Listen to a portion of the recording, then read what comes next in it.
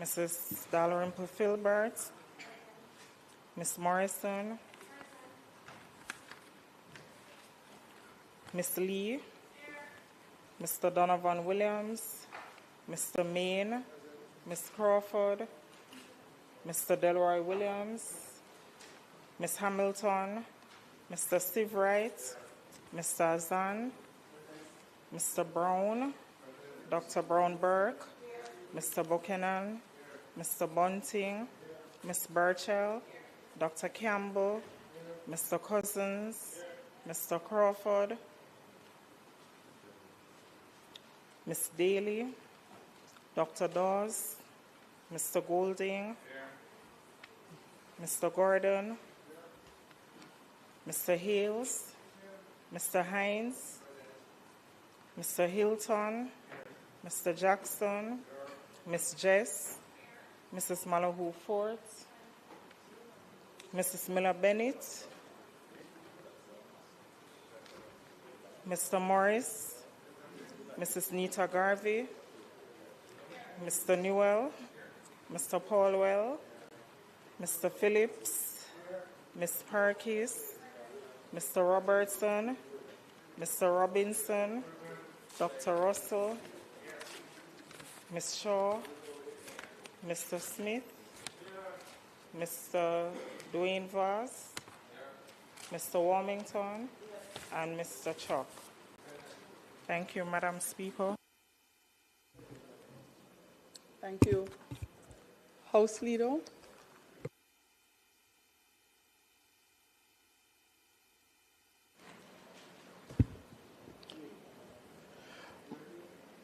Madam Speaker, we can proceed to the agenda. There is a statement that will be given, and then we will proceed. We can proceed to the agenda.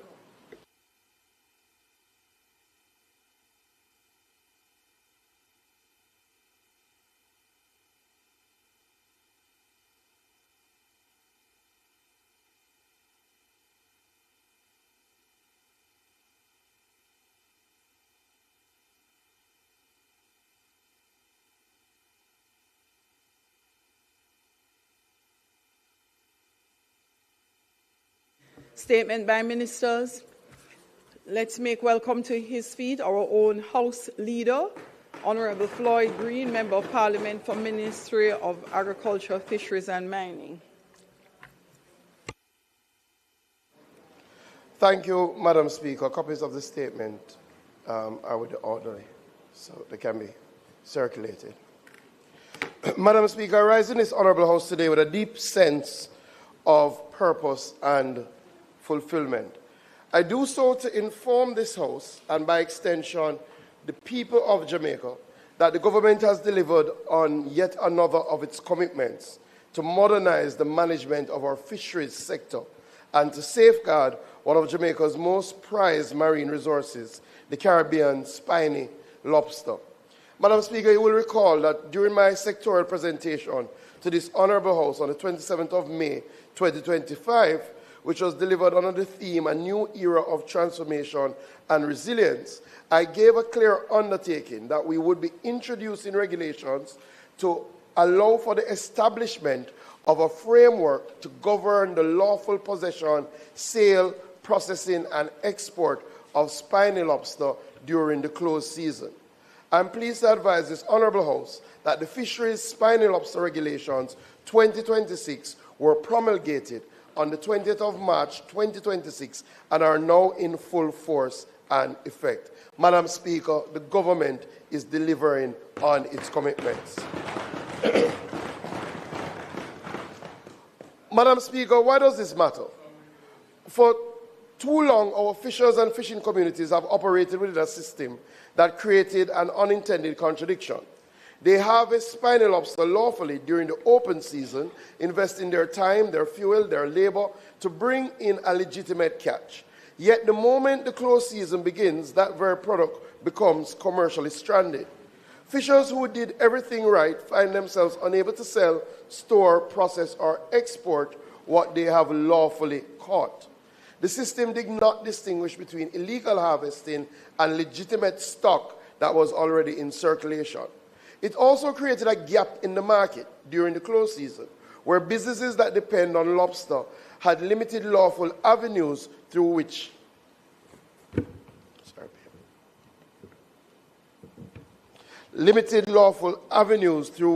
to access supply. That gap, Madam Speaker, created pressure within the system and in some cases incentivized the very illegal activity we're working to eliminate. What these regulations do is correct that deficiency in a structured and controlled way. They establish a clear legal framework that allows lobster which has been lawfully harvested during the open season to be declared, accounted for, and then handled within a regulated system during the closed period. That includes storage, processing, sale, and export under strict oversight from the National Fisheries Authority. Madam Speaker, let me be absolutely clear. These regulations do not in any way relax the prohibition on fishing during the closed season. Fishing for spiny lobster during the closed season remains absolutely prohibited. That position is unchanged. What has changed is how we're managing the system. We're protecting the resource while allowing legitimate economic activity to continue in a way that is transparent, traceable, and enforceable. This ensures balance so that our conservation objectives are met, while our fishers, vendors, processors, and exporters are not penalized for operating within the law. It's also about bringing clearer order to the sector.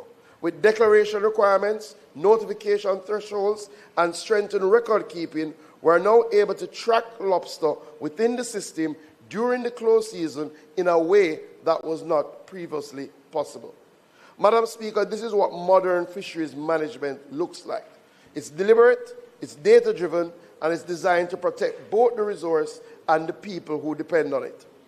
During the closed season, the regulations prohibit capture, possession, or sale of undersized lobster or lobster carrying eggs, and require that such lobster be returned to the sea immediately. Protecting breeding stock and allowing juvenile lobster to mature are essential to maintaining a healthy and sustainable population. Madam Speaker, the updated regulations go further in strengthening these protections. We know, Madam Speaker, that lobster is enjoyed by many Jamaicans, but if the stock is not sustainably managed, there is a real risk that there will be no lobster to enjoy in the future. For that reason, let me again make it absolutely clear that fishing or harvesting lobster during the closed season remains strictly prohibited. The allowance for consumption and trade applies only to lobster that was legally harvested during the open season and for which the required declaration has been submitted. Madam Speaker, one of the key features of the new regime is the declaration. Any person in possession of lobster that was lawfully harvested before the start of the closed season is now required to submit a declaration to the National Fisheries Authority within 7 days of the beginning of the closed season. So those declarations, Madam Speaker, and members would have been in by the 8th of April. The declaration must include details such as the name, telephone number, address, quantity of lobster being held, the form in which it is stored, whether whole, tails, or otherwise, and the location that it is being kept.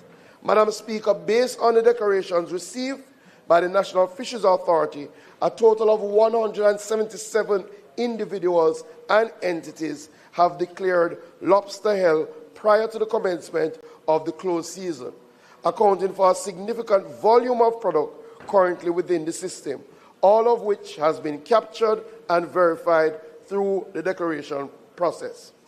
The level of compliance signals that stakeholders are engaging with the regulatory framework and strengthens our ability to effectively monitor and account for lobster in circulation. Madam Speaker, the regulations also address the movement of lobster during the closed season. Particularly where people are trading in lobster, they have to notify the National Fisheries Authority, and the notification must include the name, address of the person whom the spiny lobster was acquired from, the information of the source of the lobster, the date it was acquired, the quantity, the form, and the location where it will be stored. That approach again ensures that all significant transactions taking place during the close season are properly recorded and can be verified. Madam Speaker, once a declaration or notification has been properly made, the regulations allow for the continuing handling of lobster within the law. Under the previous regime, you could only do this for the first 21 days, after which possession became unlawful. With these new regulations now, we have a more practical and structured system, and you may continue to possess and trade once that declaration has been made. Our fisheries inspectors are empowered to carry out inspections to verify the information submitted, ensuring that compliance is supported by active monitoring. The new regulations, Madam Speaker, also introduce a structured process for export activity during the close season. Persons must apply to the NFA for authorization and provide details outlining the intended export. It ensures that the export activity is based on declared and verified stock and is conducted with a clearly defined regulatory framework. One of the big changes, Madam Speaker, is that for restaurants, hotels, storage facilities, they have to keep detailed transaction records for their lobster sale for at minimum 3 years.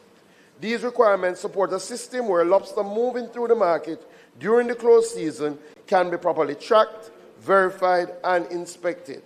Also, the regulations strengthen enforcement and allows the inspectors to seize lobster found during the close season that has not been properly declared or notified. Madam Speaker, thankfully, because of some of the moves by the government, especially on the enforcement side, with our new assets that have been patrolling the seas, we are seeing a very stable lobster fisheries sector. In fact, we have been able, in our last 39-day spiny lobster survey, which was conducted across the entire Pedro Bank in 2023, we've identified a fishable lobster catch of 2,000 metric tons. Nonetheless, Madam Speaker, we ensure that each season we are not doing more than 314 metric tons. That is important, Madam Speaker, because we are not leaving our fisheries to chance. We're ensuring that it's actively assessed, scientifically managed, and kept within limits that support long-term sustainability. Additionally, we have strengthened institutional capacity. Under the form of Fisheries Division, the staff at the Fisheries Division stood at 60 persons.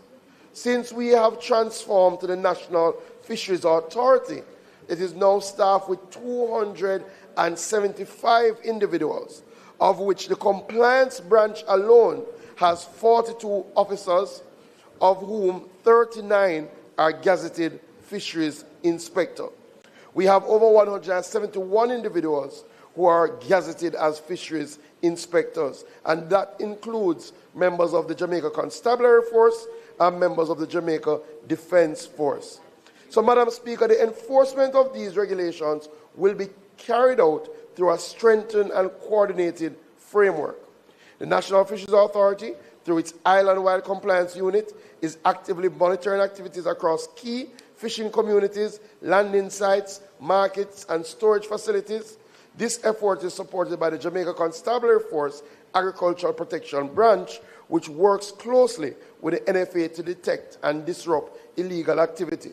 Just to give you an idea, members, the enforcement coordination, we've had 19 intelligence-led enforcement operations since the start of the year with the Jamaica Constabulary Force, which has resulted in 6 arrests and 5 seizures for the illegal possession of conch during the conch close season. So that level of coordination demonstrates the seriousness with which the close season protections are being enforced and sends a clear signal that illegal activity in our fisheries will be pursued. There is active surveillance of the illegal catching, handling, storage, distribution of lobster during the close season, and targeted operations will be conducted to ensure compliance. Any individual, company, or establishment found operating outside of the prescribed regulations will be subject to enforcement action and will be prosecuted in accordance with the law. Breaches of the regulations constitute offenses which may be liable upon conviction to a fine of up to $3 million or a term of imprisonment. 1 minute. Or a term of imprisonment. This, Madam Speaker, ensures that the rules are applied consistently and that compliance is taken seriously. Madam Speaker, these regulations represent a necessary step in strengthening the management of one of Jamaica's most valuable marine resources. They provide clarity, improve oversight, and establish a system that allows the industry to function while protecting the long-term sustainability of the lobster stock. The expectation is clear. Persons operating within the sector must comply with the declaration and notification requirements, maintain proper records, operate within the framework established under the law. Through this approach, we safeguard the resource, support livelihoods, and position the fisheries sector for continued growth and stability. Thank you, Madam Speaker.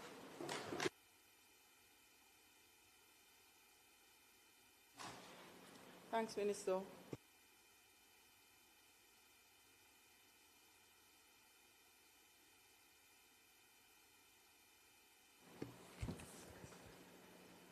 Responding to statement by Minister is the member from Westmoreland Eastern.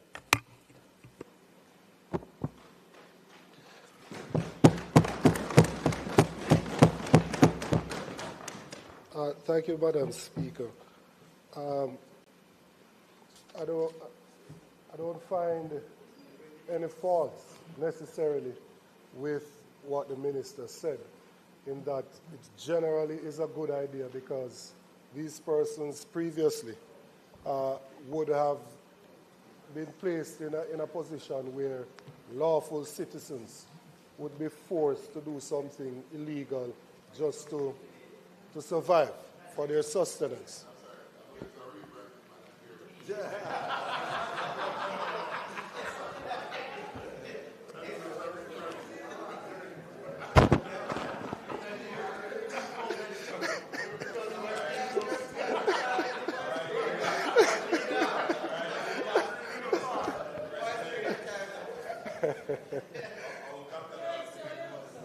Madam Speaker, I crave your protection from the members opposite. Yes, I was saying, Madam Speaker, that generally this is good because previously what would have happened is that if persons were not able to get rid of whatever supply they had within, I think, 21 days, it would literally force them into doing something illegal in order for them to just survive. So it generally is a good thing.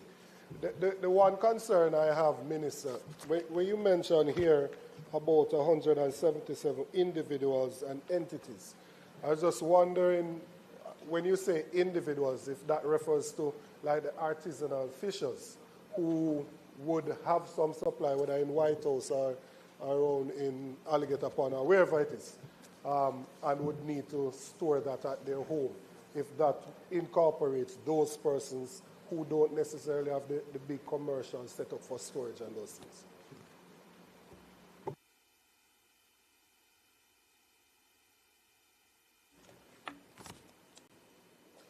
The member from St. Andrews South. Thank you, Madam Speaker. Minister, I was just in listening. I had two thoughts which I want to run by you. We haven't seen the regulations themselves, but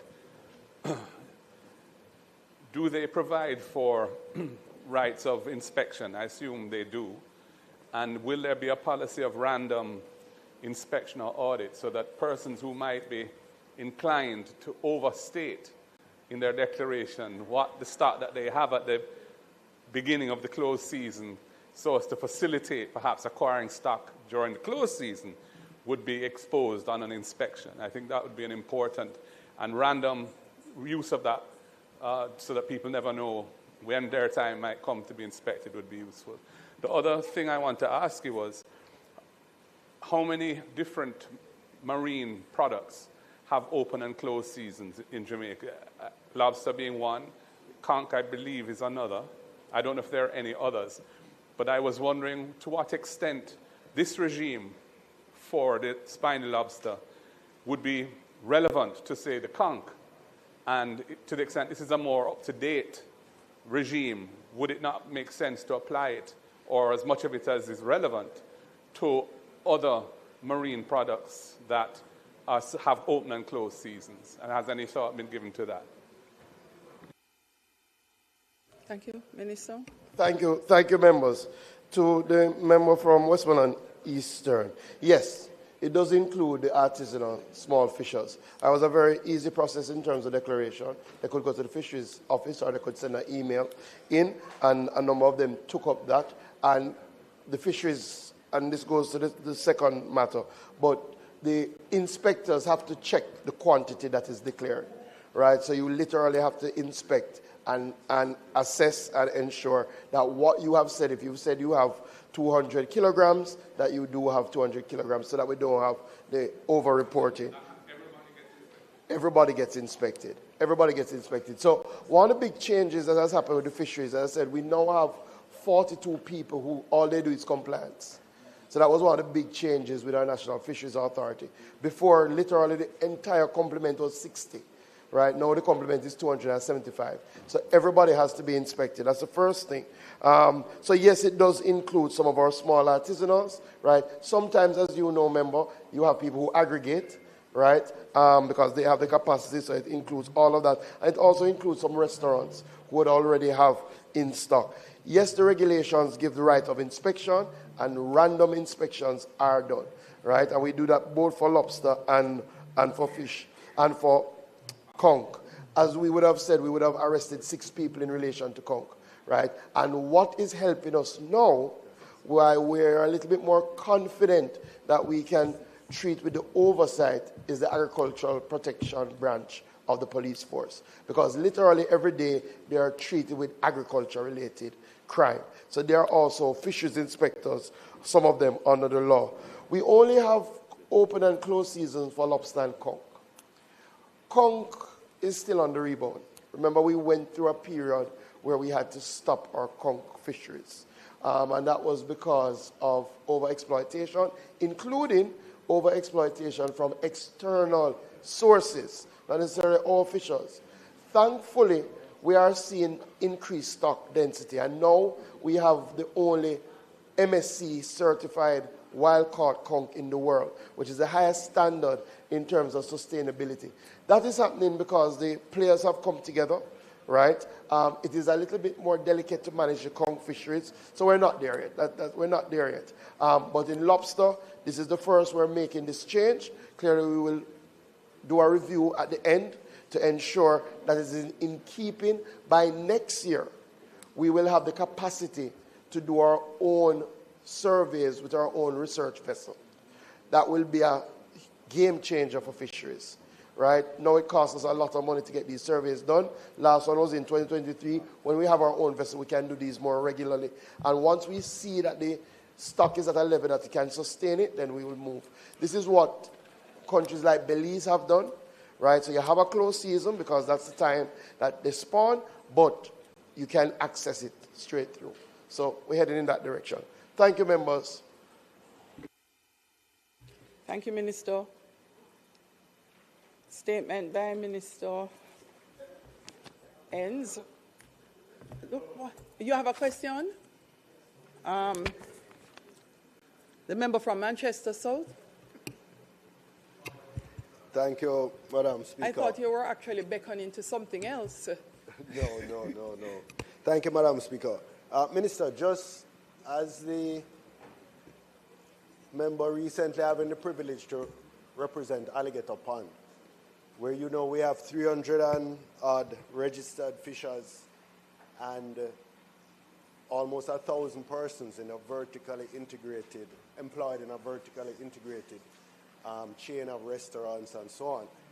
The small fishers don't have the benefit of being able to afford storage for any significant length of time.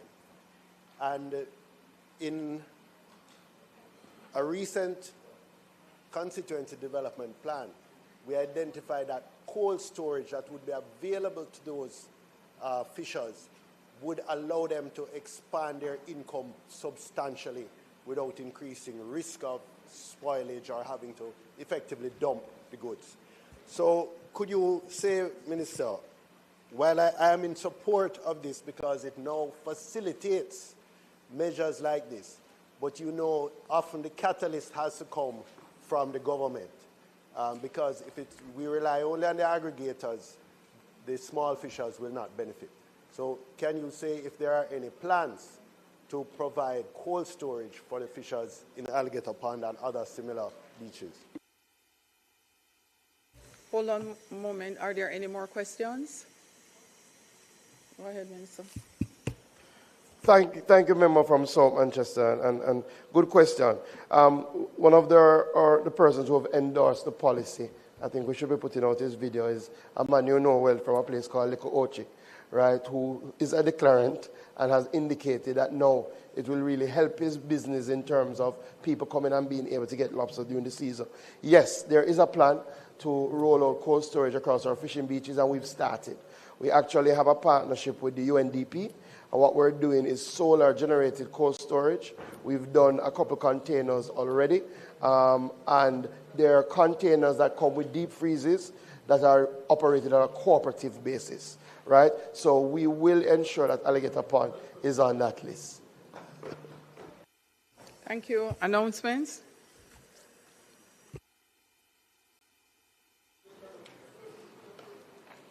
Laid on the table of the House are the following: annual report and audited financial statements of the Real Estate Board and the Commission of Strata Corporation for the financial year 2019-2020.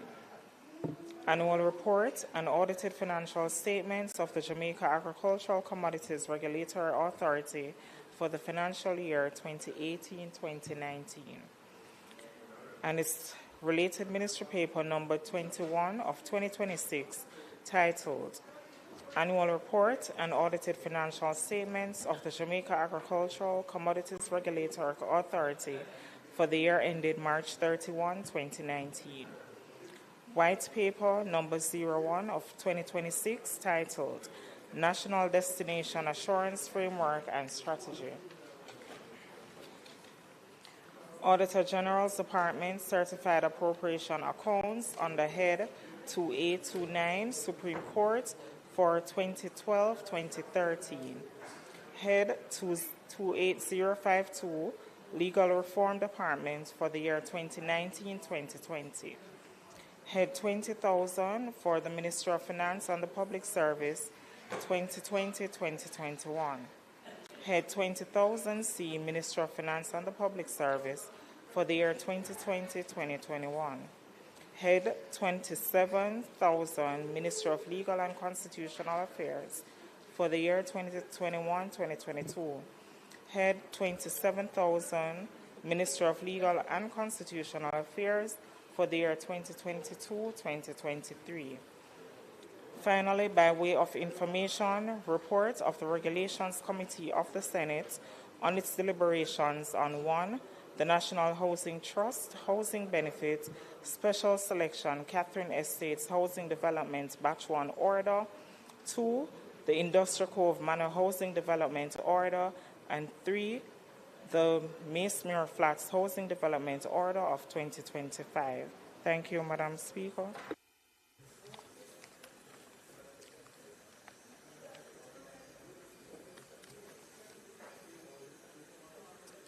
Bills brought from the Senate, petitions, papers, reports from committees, notices of motions given orally. Not yet, PM. Not as yet. Questions and answers to questions.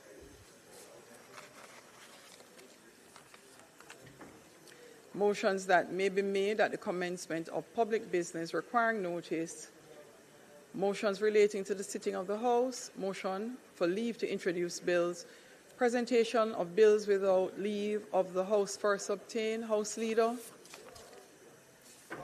Madam Speaker, this Honourable House would have taken note that on the 19th day of March 2026, the Prime Minister gave notice of that at the next meeting of the House, he would move to introduce and have read a first time a bill shortly entitled the National Reconstruction and Resilience Authority Act 2026.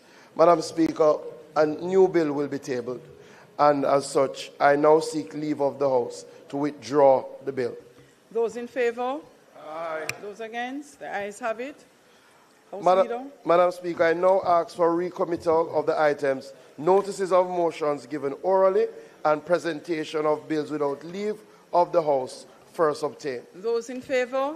Aye. Those against? The ayes have it. The question is that notices of motions given orally and presentation of bills without leave of the House first obtained be recommitted. Those in favour? Those against? The ayes have it. Notices of motions given orally. Prime Minister. I beg to give notice that at the next meeting of the House, I will move to introduce and have read a first time a bill shortly entitled the National Reconstruction and Resilience Authority Act 2026.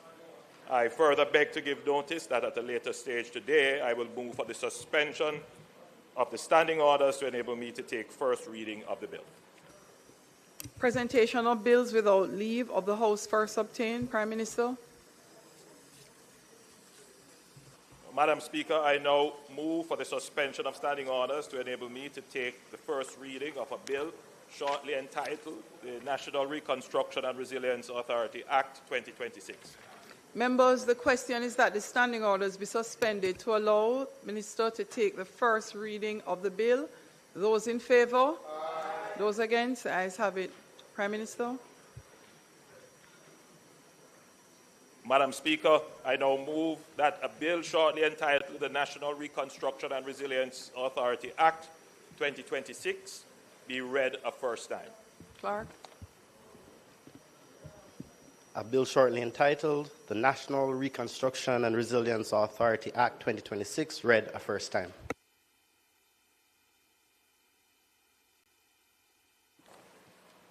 Madam Speaker, I beg to give notice of second reading of the bill.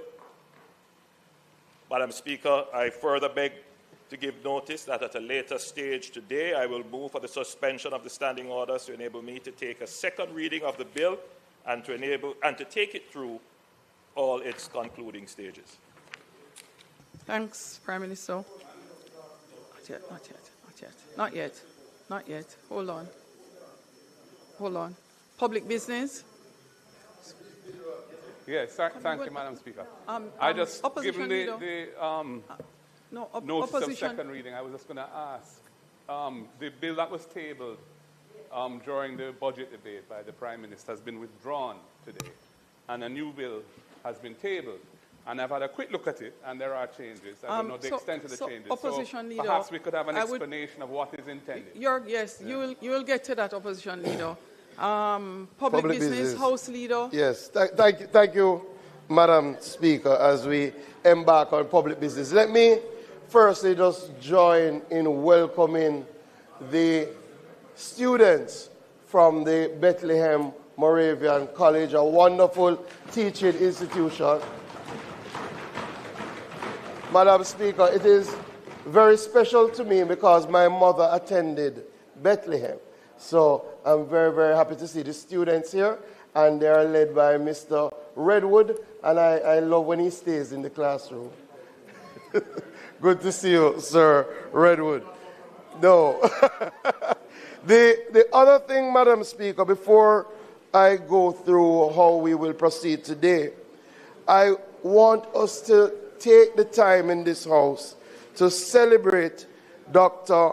Mavis Gilmore, who turned 100.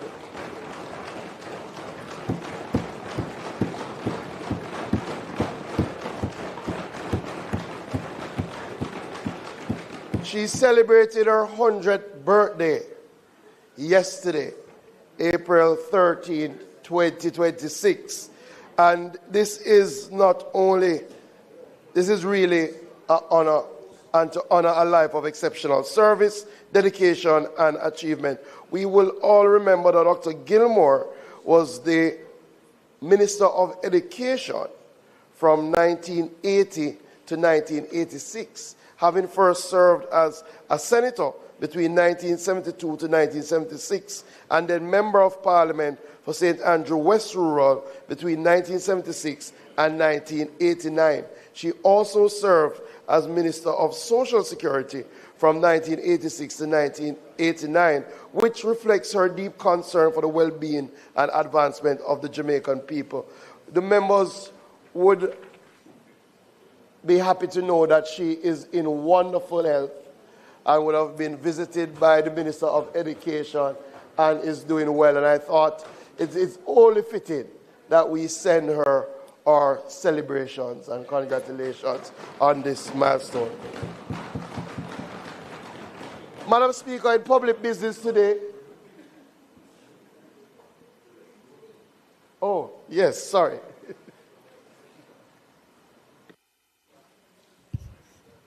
Thank Member you, from Madam. St. Andrew West Rural. Thank you, Madam Speaker. I stand I stand proudly, also as the Member of Parliament of the same constituency where Dr. Mavis Gilmore represented for many years.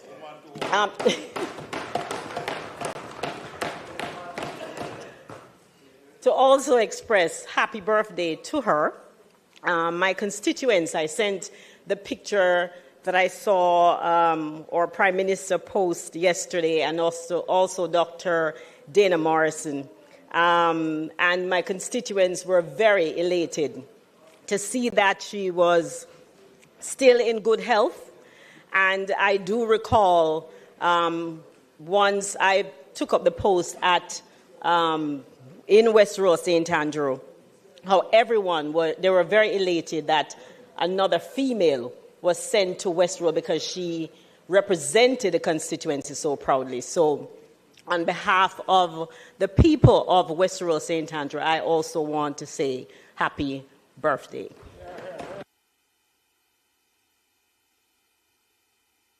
Opposition Leader? Yes. Madam Speaker, I want to join in the sentiments of the House expressing birthday wishes to Mavis Gilmore on her 100th birthday yesterday. It's a big deal. She's somebody I know very well from I was a child.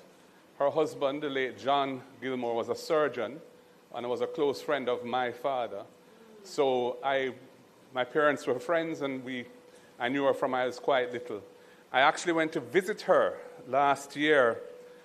I would think it was either July or early August at her home, because one of her relatives had reached out to me, who's writing a book which features her life, and through that conversation she suggested I come and see Dr. Gilmore, Mavis. And I had the pleasure of visiting her at her home. She's very with it, and we had a great conversation. And she was a strong supporter of Norman Manley through the years. And then in the 70s, she had a little hiccup and moved over to the other side. But with the wisdom of age, she expressed a desire to come on the campaign trail with me in the last election. And I was tempted to take her up on that offer, but I thought it best at this stage in her life that she not agitate herself too much, because the politics has changed somewhat since when she was last active. But she is a delightful woman and an iconic Jamaican, like Madame Rose Leon, similar in the sense that represented both sides of the aisle. And it's wonderful to have her reach this August landmark milestone in her own life and career. And we wish her many more years of good health and strength. and, look forward to being able to perhaps celebrate another birthday with her in the future. Thank you, Madam Speaker.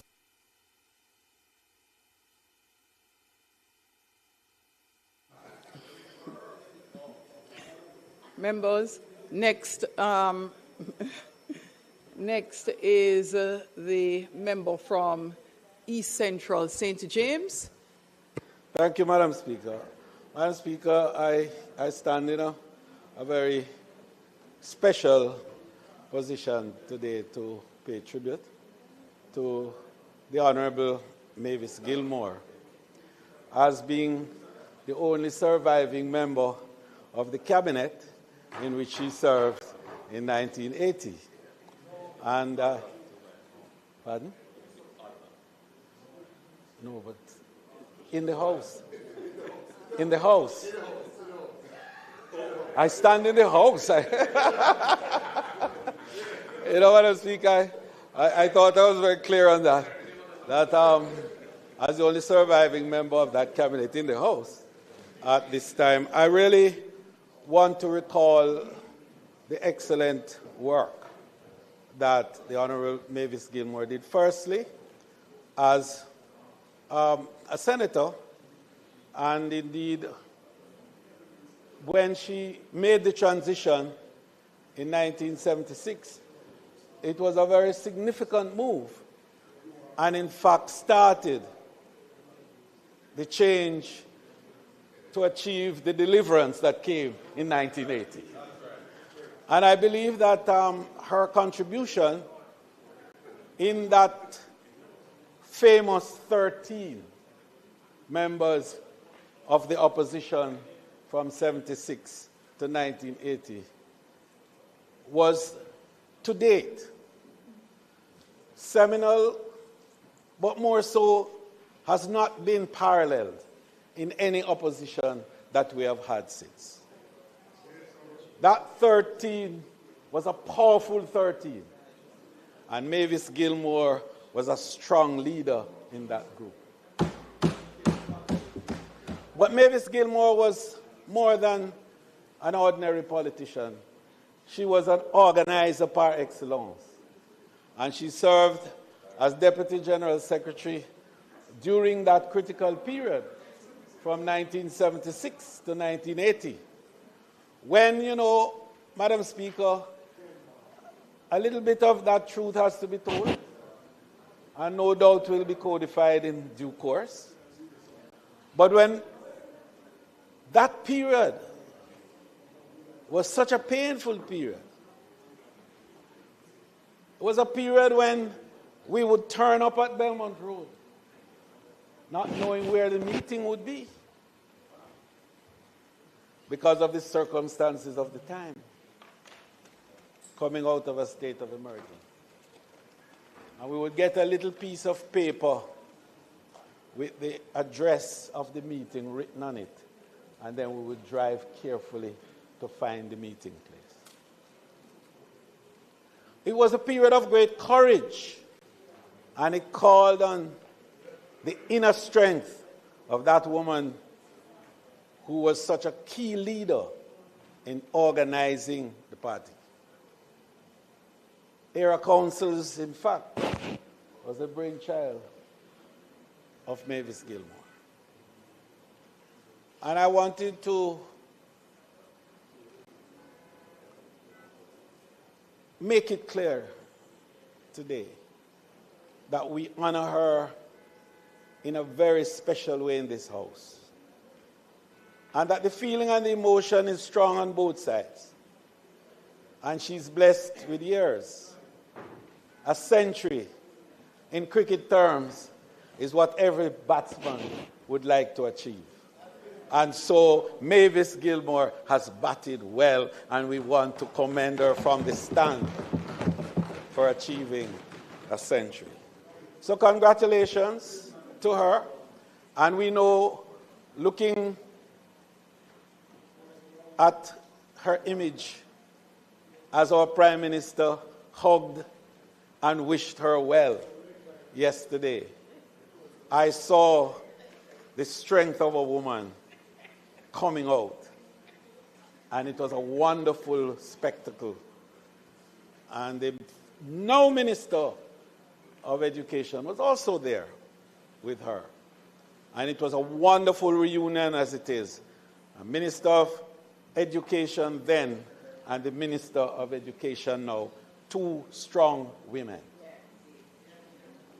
And so I close by saying, may God give her more strength and more years. And may she find rest and peace in all the years that she has left on this planet Earth. And finally, to be rested in the bosom of Abraham when that moment comes. Today, Mavis Gilmore, God bless you. God bless you.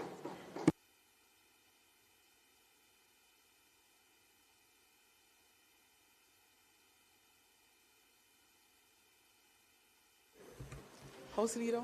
Thank you, Madam Speaker. Thank you to the members. In all the conversation, we may forget that Dr. Gilmore was also the first woman surgeon in the Caribbean.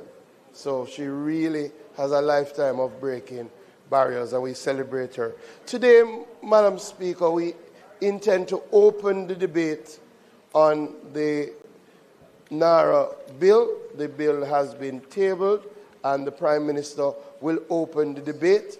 We are not intending to close the debate today. We will close the debate next week, but we will open the debate today. And those members who want to contribute today, they can contribute after the Prime Minister gives his opening presentation. So, Madam Speaker,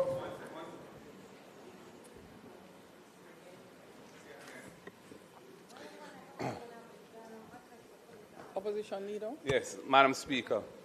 The bill having been tabled today, the standing orders would normally require it a week to pass before the debate on the bill commences. So we are commencing the debate on the day of tabling, which is not what the standing orders normally require. And so one would have to authorize that, notwithstanding the fact it was only tabled today. Secondly, Madam Speaker, there has been significant comment, analysis of the bill since it was tabled by the Prime Minister in its previous form. And the importance of it would suggest, and I, having read the previous version, am of the view that the bill ought to go to a joint select committee so it can be properly reviewed and we can hear from a range of stakeholders so as to ensure that it is fit for purpose and that it adequately addresses all the issues that need to be addressed for an entity, a statutory entity, such as the one which the bill is establishing, can function in accordance with modern principles of good governance and achieve the other objectives which the government has in mind for this body. I don't think that a joint select committee process would necessarily have to be lengthy. It could be done in an efficient way. But I think it's very important that this not be rushed through the Parliament. As the fact that we're going to start the debate on it today, the date that it is being tabled, indicates is the intent of the government. Madam Speaker, it sounds like the Leader of the Opposition is trying to start the debate without the debate having started. A number of the points that he can raise when he speaks on the bill. The member is quite aware that it is regular for bills to be tabled, for the standing orders to be suspended, and for the debate to commence. This has happened countless times when he was Minister of Justice. This is not new news. And the fact that the bill has been tabled, the bill was ventilated, and now we see a new bill, what the members should do, let us hear the Prime Minister's opening, and he will have due time and course to respond. So we did that already. When they moved the motion for the suspension of the standing orders, and he's about, well, you will hear. Anyway, thank you, Madam Speaker. We'll go to public business. Member, you're saying we need to do it over. You didn't hear. You can ask for the record of answered. Prime Minister.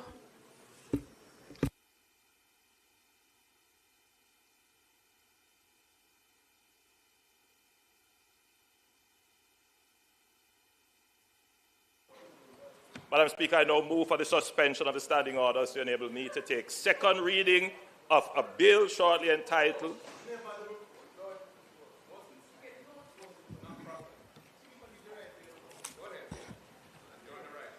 Madam Speaker. All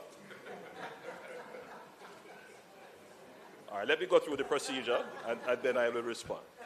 Madam Speaker, I now move for the suspension of the standing orders to enable me to take a second reading of a bill shortly entitled the National Reconstruction and Resilience Authority Act 2026 and to take it through all its concluding stages.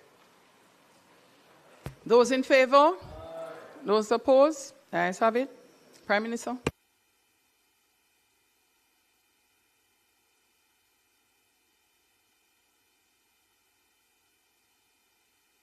My substantive presentation. Allow me to join in the expression of happiness and gratitude and celebration of the 100th birthday of someone who served this nation with great pride and indeed great competence as a Minister of Education and a Senator in this Parliament, serving both sides of the Parliament. Dr. Mavis Gilmore and I have two things in common. One, we were both Ministers of Education. And secondly, she's actually Mavis Holness. So yes, so we do have some distant relations. So I want to wish her from Parliament a happy birthday and many, many, many, many more happy returns. Madam Speaker, the standing orders of the House helps us to arrange the business of the House such that everything is done orderly and transparently. And I urge members to pay close attention to the standing orders and to adhere to the standing orders. That protects both sides and ensures that the business of the House gets done in a transparent and effective way. In tabling this bill, we recognize that there are general concerns and some specific concerns with stakeholders. Internally, in the government, there are concerns. It is not something that we're cavalier in bringing to the Parliament, which is why at the earliest opportunity, we tabled the bill in long form, refined it, taken into consideration where possible, concerns that have been raised, and tabling it again. But it must be always borne in mind that we're tabling the bill against the backdrop of an emergency. So the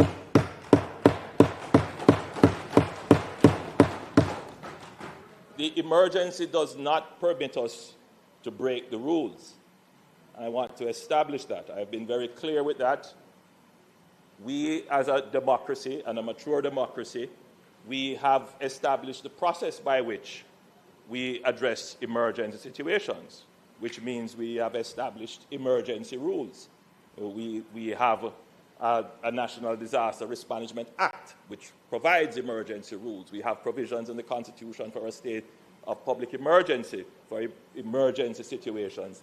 And in establishing this bill, we will also create the laws that will ensure that the entity is able to act with expedition whilst respecting both the laws of the land and the Constitution of the country, and more importantly, the perspectives held by the wide body of stakeholders who want to see transparency, but at the same time want to see efficiency and effectiveness. A delicate balancing act, but one that I am certain that this Parliament and this administration is capable of delivering. So, Madam Speaker, I rise to address this Honourable House on the tabling and commencement of debate on the National Reconstruction and Resilience Authority Bill 2026. And this bill is one of the most consequential pieces of legislation that this Parliament has been asked to consider in the modern era of Jamaica's development. Jamaica has long been described as a country of great promise. We have an incomparable geographic position. We have a globally recognized brand in music, sports, culture, and tourism that are the envy of countries much larger than us. We have a diaspora of extraordinary talent and capital spread across the world's most prosperous economies. We have natural resources, agricultural potential, and strategic location at the crossroads of the hemispheric trade routes. Development plans, consultancy reports, and policy discussions have outlined Jamaica's transformation for decades. The vision of what Jamaica can be has existed in our national consciousness for generations. What has been missing is not the dream. What has been missing is the institutional machinery to turn that dream into delivered reality. To take the plans from the shelves and drive them through to completion at pace. Hurricane Melissa, as terrible as it has been, has given Jamaica something rare, a moment of national urgency, a critical mass of international financing, and a mandate for transformation that transcends the ordinary pace of government. This bill is how we seize that moment. We are not restoring a pre-Melissa Jamaica. We are building a post-Melissa Jamaica that the generations before us dreamed of and the generations after us will inherit. This bill has been crafted to deliver the institutional architecture through which Jamaica will convert catastrophe into competitive advantage and become a stronger, more productive, and more prosperous nation. Madam Speaker, the world has already signaled its confidence in Jamaica's capacity to lead this resurgence. The International Monetary Fund, the World Bank Group, the Inter-American Development Bank, the Development Bank of the Latin America and the Caribbean, CAF, and the Caribbean Development Bank have jointly committed a coordinated financing package of up to $6.7 billion US, the single largest and most comprehensive development financing package ever assembled for Jamaica.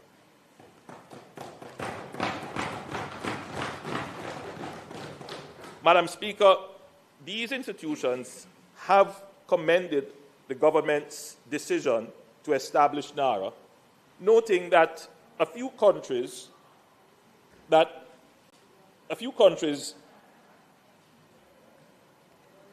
act so quickly to set up a modern, best practice central coordinating body to drive recovery with discipline, transparency, and long-term vision. Madam Speaker, the US $6.7 billion financing package is historic. However, the assessed damage and loss from Hurricane Melissa is US $12.2 billion. That means there is a gap that public financing alone cannot close, and that multilateral borrowing alone should not be asked to carry. Because every dollar that borrowing is used for, it's an addition to the national debt that future generations of Jamaicans must service. Madam Speaker, Private capital, both domestic and international, must be mobilized, crowded in, and put to work alongside public investment. Madam Speaker, this is precisely why NARA incorporates not just approved reconstruction and resilience projects, which are government-led projects, but also designated strategic projects under FAST, which are private sector-led projects. This is to ensure that both public and private investment are properly coordinated and coordinated with synergy. Madam Speaker, some have asked why the existing machinery of government is not sufficient to manage reconstruction. That is a fair question. However, the existing administrative framework was never designed to coordinate simultaneously and at emergency pace a reconstruction program of the scale and complexity that is needed for post-Hurricane Melissa reconstruction. It does not allow us to easily overcome fragmentation, duplication, and interagency coordination failures that have too often showed and slowed up project delivery. It was not designed to interface on a unified platform with US $6.7 billion in multilateral financing, the private sector capital, and government appropriations in real time. The centralization of reconstruction efforts following major hurricanes has many precedents globally. After Hurricane Katrina devastated New Orleans in 2005, the United States established special purpose housing authorities with expedited powers. After the Christchurch earthquake of 2011, New Zealand established the Canterbury Earthquake Recovery Authority. After the Great East Japan earthquake of 2011, Japan established a dedicated reconstruction agency with elevated legal powers and a fixed mandate. In the Caribbean, Dominica established the Climate Resilience Execution Agency following the devastation of Hurricane Maria. In Jamaica as well, former Prime Minister Patterson established the Office of National Reconstruction after Hurricane Ivan. In each case, the defining principle was the same. Existing administrative machinery, however competent in normal times, is not equipped for post-catastrophe reconstruction at scale. A focused, centralized, and empowered mechanism is required. Madam Speaker, I now wish to address directly the governance debate that has developed around this bill. Elements of governance models embedded in this bill, for example, the absence of a governing board, are akin to that of an executive agency. The executive agency model is not an invention of this administration.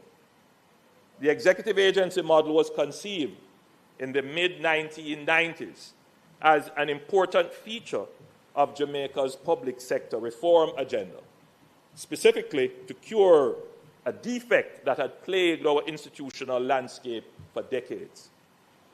Madam Speaker, several of the agencies that Jamaicans interact with every day are structured as executive agencies. The Jamaica Customs Agency is an executive agency, it has no board.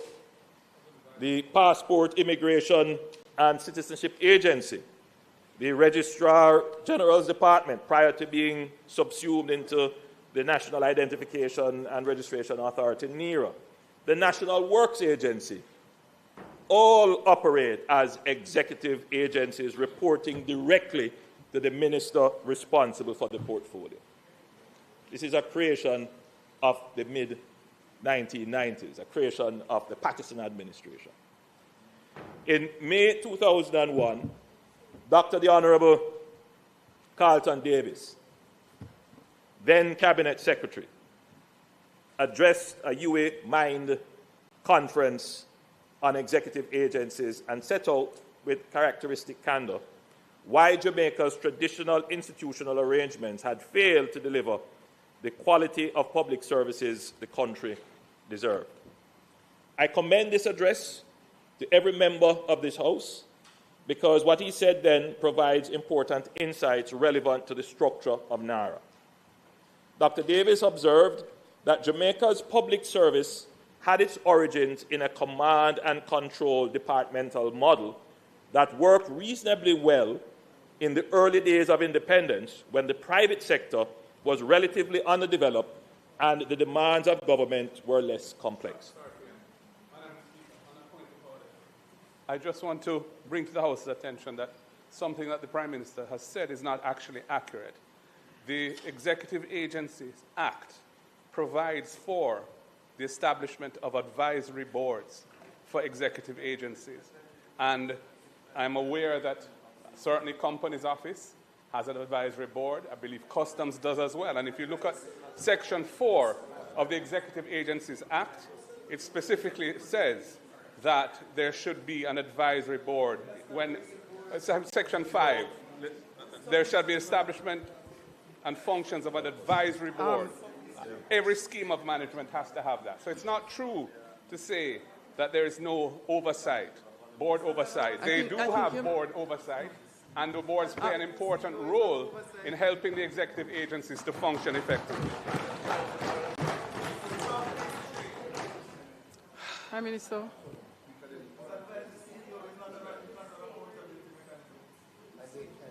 Madam Speaker, I have two options in front of me. One option is to respond to the Leader of the Opposition and not detract from my presentation. But the other option is to respond to the Leader of the Opposition. Because, as is being said sotto voce, I think the country needs to understand this presentation is not speaking about an advisory board. This presentation is speaking about a board of governance, which I believe all members understood that this is what we are speaking about and that there is a significant difference between an advisory board and a board of governance.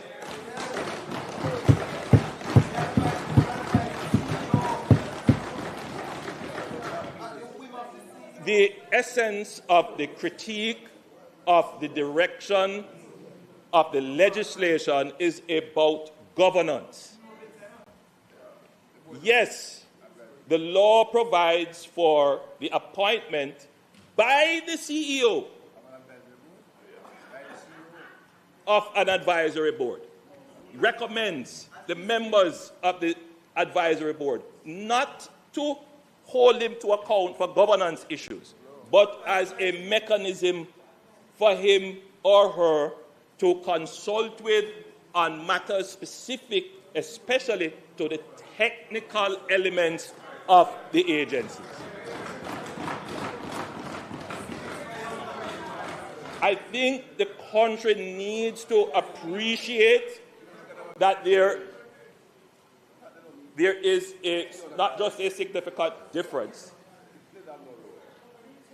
but, Madam Speaker, the advisory boards are not required to treat with matters of governance, accountability, and all the other issues of administration. When we are speaking about a governance board, we're primarily now speaking about how these entities will be held to account, how policy will be implemented, matters to deal with performance. Now, I want to be clear, Madam Speaker. NARA will be established in the form of an executive agency. It is not new. And I believe, Madam Speaker, that we should, as I said earlier, I commend the address of Dr. Davies, former Cabinet Secretary. And he observed that Jamaica's public service had its origins in a command and control departmental model that worked reasonably well in the early years of independence, when the private sector was relatively underdeveloped and the demands of the government were less complex. But as the government grew and the private sector became more competitive, the model proved increasingly inadequate. The response over time was to create statutory corporations and the government companies that were meant to be more flexible, more competitive in attracting talent, and more efficient in delivering services. But, as Dr. Davies noted in his address, these bodies, with some notable exceptions, did not live up to expectations. They operated as monopoly providers of services with no market pressure to perform. The Accountant General, as nominal shareholder, was a poor substitute for the private sector shareholder who demand returns. Dr. Davies made a fundamental point about accountability, and I quote, "Accountability of these bodies tend to be diffused between minister, chairman, board, and chief executive." Madam Speaker, when you have diffused accountability, when no single person is clearly and unambiguously responsible for results, the instinct of every institution is to protect process rather than to deliver outcomes. The executive agency model was developed precisely to cure that effect. Under the executive agency model, there is a clear accountability in the chief executive officer reporting directly to the responsible minister, supported by an advisory board rather than a governing board.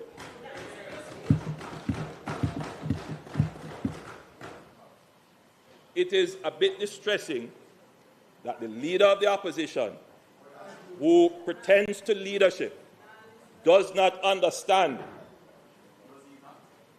Well, his comments would suggest that he does not understand the difference between a governing board and an advisory board.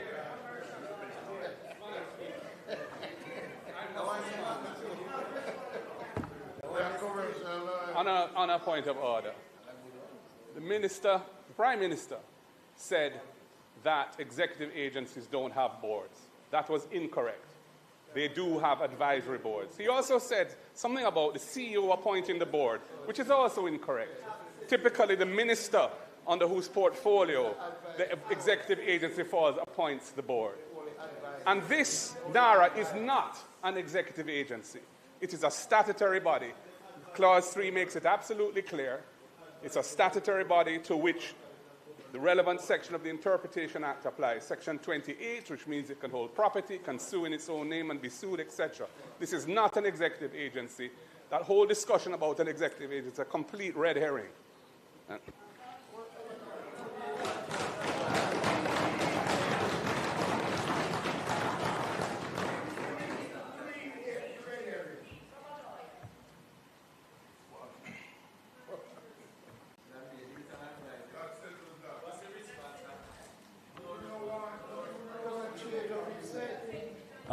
Madam Speaker,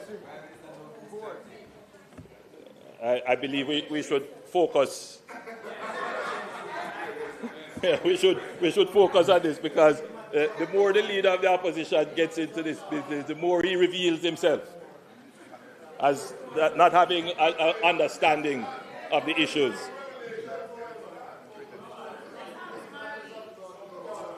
Madam Speaker, let me be precise about NARA and what we will have in place of a governing board. Because some commentary has proceeded as if there is no oversight at all. The oversight is robust, and it is modeled on the most successful accountability mechanism in Jamaica's modern history. As I announced in my budget presentation, the Jamaica Reconstruction and Resilience Oversight Committee, JAMROC, will be established to provide independent public oversight of NARA's performance. Madam Speaker, I am not here saying that the executive agency model has worked perfectly. Decades of experience have revealed certain challenges. In particular, while executive agency CEOs are engaged on performance-based contracts with accountability for results, the practical reality has not always matched that design. Often, the targets have lacked the rigor needed to drive real accountability, and the consequences for underperformance have been insufficient. We are conscious of those shortcomings. We will address these in how the NARA CEO is held to account. Performance evaluation of the CEO will be conducted by the Cabinet Office, will be with structured input from JAMROC as well as other stakeholders.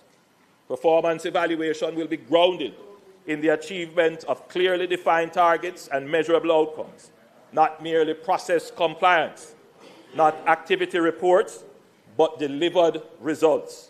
The people of Jamaica will be able to judge through JAMROC public reporting whether NARA is performing. And it is not the accountability chain will be clear, direct, and consequential. JAMROC will operate similarly to the Economic Program Oversight Committee, EPOC, which was established to monitor the implementation of Jamaica's economic reform program.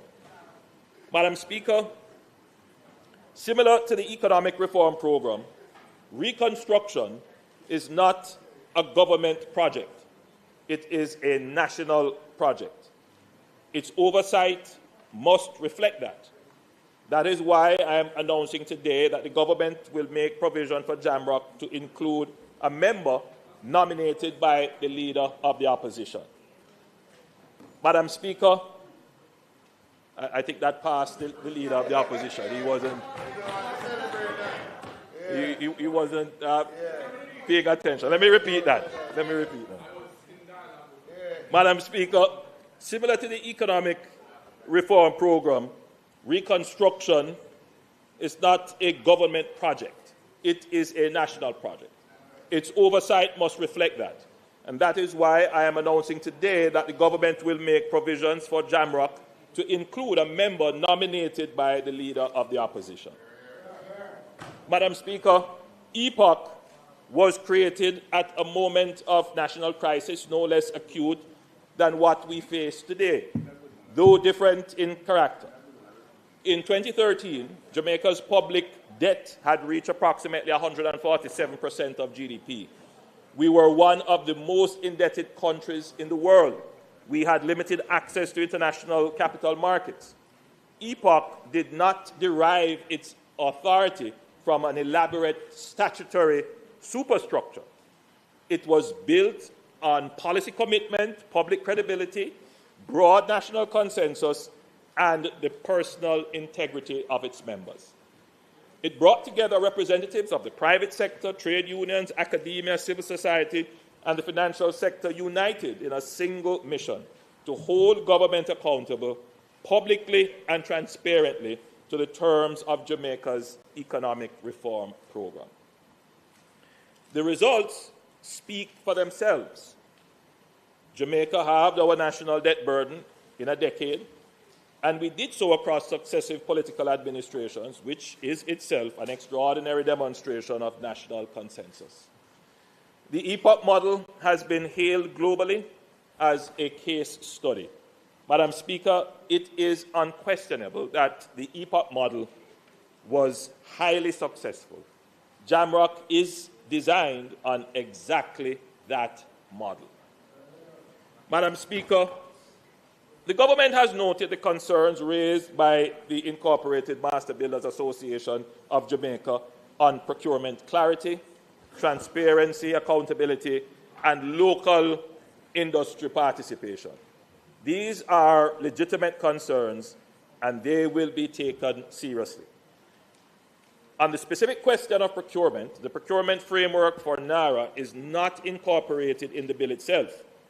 It is the government's intention that the Minister of Finance will issue an order under Section 3.3 of the Public Procurement Act 2015, exempting NARA from the standard procurement regime and specifying the particular terms and conditions that will apply to NARA's procurement activities. This will allow NARA to operate with speed and flexibility that reconstruction demands, while ensuring that the procurement framework under which it operates is expressly defined, legally grounded, and subject to the oversight of the Minister of Finance. On the issue of local participation, let me be clear, local contractors, local workers, local businesses are not peripheral to this reconstruction effort. They are central to the reconstruction effort. NARA is not simply a mechanism to spend money on rebuilding. It is a mechanism to use rebuilding as a means of strengthening Jamaica's capacity, deepening domestic capability, and laying a firmer foundation for long-term growth. Under NARA, reconstruction will strengthen Jamaican capacity, not sideline it or bypass it.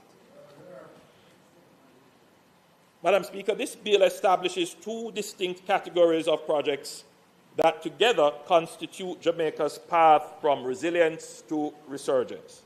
They operate on different principles and must be understood separately. Pillar 1, approved reconstruction and resilience projects. These are government-led projects that NARA will coordinate, implement, and oversee directly, delivered by government directly or through public-private partnerships. This is the core reconstruction and resilience building mandate that most persons associate with NARA.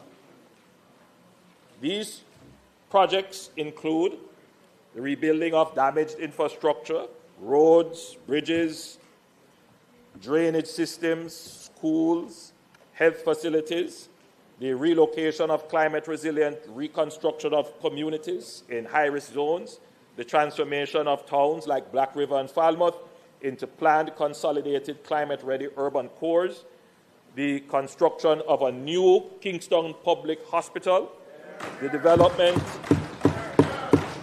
of the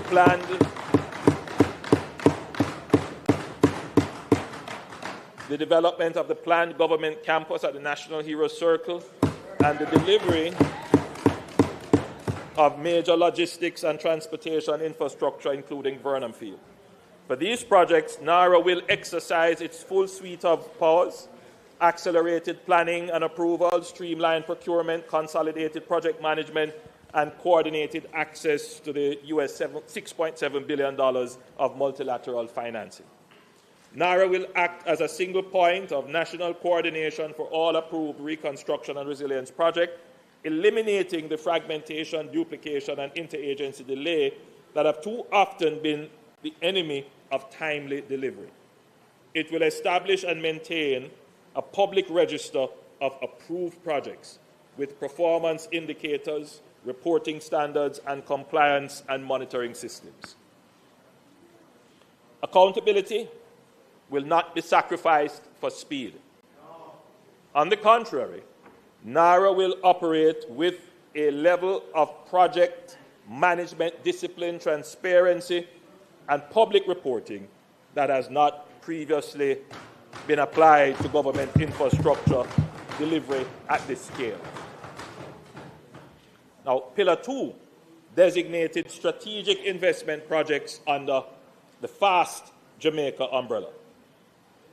FAST Jamaica, that is the Facilitated Acceleration of Strategic Transformation, will create a dedicated pathway to fast-track private sector-led strategic investment projects. NARA will not be responsible for their delivery. What NARA will provide is the power of expedition, coordinating across agencies, accelerating regulatory approvals, and compressing the enabling environment that a strategic investor needs to commit capital and commence execution. Madam Speaker, I wish to make an important announcement to the House today. Having reflected carefully on the investment landscape and the scale of private capital we will need to crowd in, we have decided to lower the FAST Jamaica investment threshold from US $150 million, which we had announced in Parliament in my budget presentation, to US $15 million. This is a deliberate decision to widen the door of resurgence. At US $15 million, a broader universe of strategic investors, local, regional, diaspora, and international investors can qualify for the FAST pathway. Imagine 100 projects at that threshold.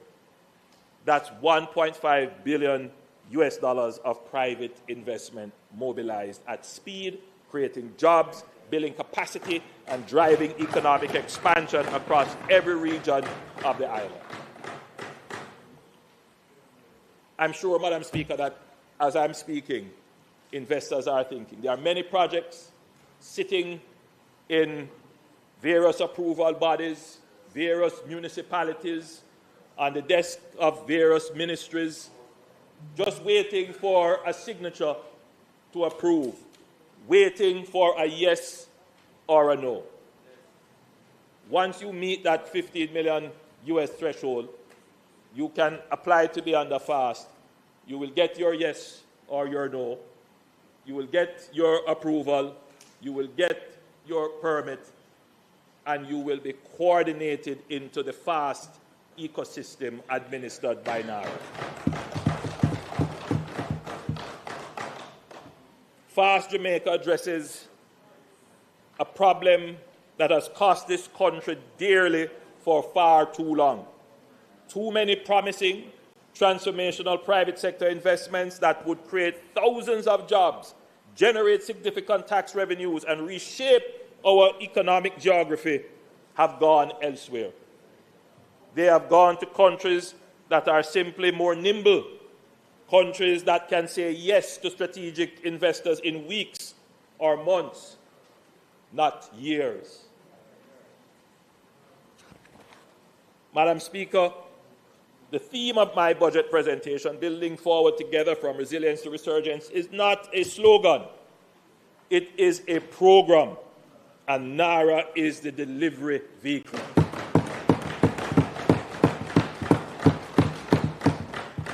For too long, Jamaica has been told about our potential in geography, potential in people, potential in our brand, potential in our diaspora, potential in our cultural influence that radiates far beyond what our population size would suggest. For far too long, that potential has lived in reports and strategies, in speeches and vision documents of people pontificating, but worse, of persons who would find every reason why a perfectly good project should not be done.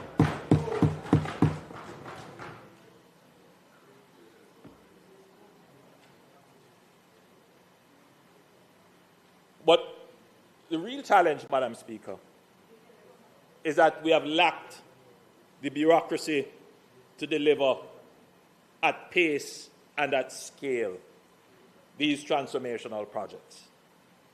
Madam Speaker, the era of unrealized potential ends with this bill.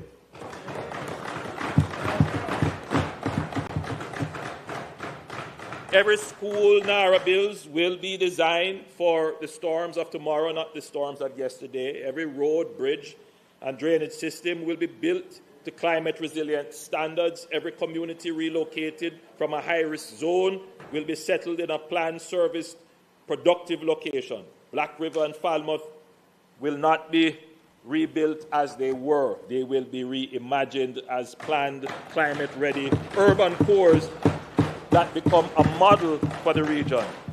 We are building the Jamaica we always knew we could be. Through the FAST Jamaica, we are connecting that physical reconstruction to the economic transformation that Jamaica's potential has long demanded. The logistics hub at Kingston that positions us as the premier transshipment center of the hemisphere, the agricultural resilience of our rural parishes, the tourism infrastructure of our coastal communities rebuilt to a standard that commands premium positioning in the global market, the energy transition that will reduce our vulnerability to fuel price volatility and lower costs for every Jamaican household and business, and the STEAM schools that will produce the human capital for the economy of tomorrow. These are not separate projects. These are the interconnected architecture of Jamaican resurgence, the realization at last of which this nation has always been capable of. Jamaica has proven before that it can use bold, consensus-based mechanism to achieve transformation at historic scale. EPOC held successive governments accountable through the most impressive macroeconomic turnaround achieved by any small island state globally. Jamrock will hold NARA accountable through reconstruction and resurgence in the same way that EPOC did. Madam Speaker, we have earned the confidence of the world's foremost development institutions. We have assembled the largest financing package in Jamaica's history. We have designed an institution with clear accountability, credible oversight, and a focused mandate. We have a framework to crowd in the private capital that will close the gap between what the storm took and what Jamaica can build. We have a bill. What we need, Madam Speaker, is a national will. The collective determination of every member of this House, every Jamaican in every parish, and every member of our diaspora around the world to build this country together forward. Yes.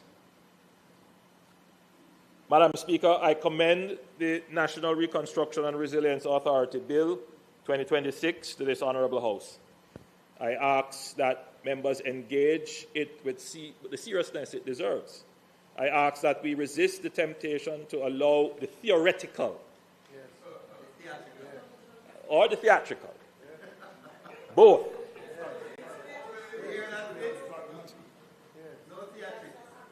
We must resist the temptation for the theoretical and the theatrical to overwhelm, which we are wont to do, the practical.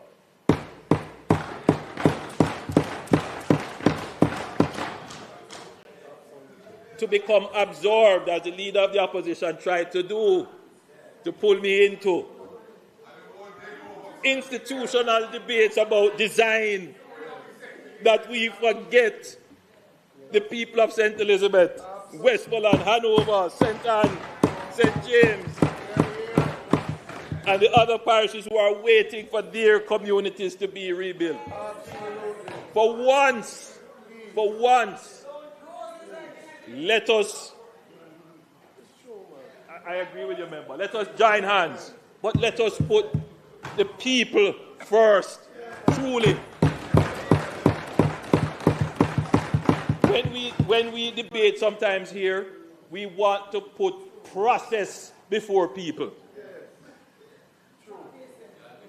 It is something that I have heard the lament on this side, but I've heard the similar lament by members on that side, that our mature democracy has produced a system where we look for process over outcome.